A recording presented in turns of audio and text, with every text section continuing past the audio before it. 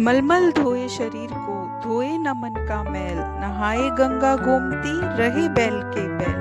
Friends, इस दोहे में कबीरदास जी कहते हैं, मनुष्य चाहे जितना भी अपने शरीर को साफ करे, गंगा या गोमती जैसी पवित्र नदियों में स्नान करे, लेकिन यदि उसके मन में बुरे विचार, छल कपट भरे हैं, तो वह शुद्ध नहीं हो सकता।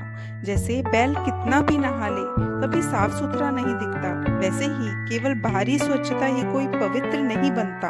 असली पवित्रता मन और आत्मा की होती है, जो अच्छे कर्मों व अच्छे चरित्र से प्राप्त होती है।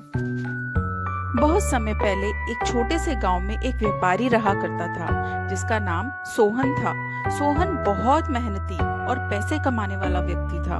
वह रोज अपने शरीर को अच्छे से धोता, महंगे कपड़े पहनता और हर दिन नहाने के बाद नए कपड़े पहनता। उसे यह विश्वास था कि इस तरह से वह लोगों के बीच सम्मानित होगा। वहीं सोहन का एक मित्र था, जो गांव के बाहर रहने वाला एक साधु बाबा था। बाबा का नाम संतोष था। संतोष साधु था, लेकिन उसका पहनावा बहुत साधारण था। उसकी जीवन शैली में कोई दिखावा नहीं था। वह अधिकतर ध्यान और प्रार्थना में व्यस्त रहता था और लोगों को अच्छे मार्ग पर चलने की सलाह देता था। एक दिन सोहन और संतोष बाबा एक गांव में मिले। सोहन ने बाबा को देखा और कहा, बाबा, आप क्यों इतने साधारण रहते हैं? अगर आप अच्छे कपड़े पहने और स्नान करें तो लोग आपकी ज्यादा इज्जत करेंगे। आप देखिए, मेरा शरीर हमेशा साफ रहता है और लोग मुझे कितना आदर देते हैं। संतोष बाबा मुस्कुराए और सोहन से बोले, सोहन, तुमने अपनी बाहरी सफाई पर बहुत ध्यान दिया है, लेकिन क्या तुमने कभी अपने मन को साफ किया है? तुम्हारा शरीर भले ही स्वच्छ हो, लेकिन अगर तुम मन में घृणा, लोभ और ईर्ष्या है, तो तुम्हारी असली शुद्धता कहाँ है?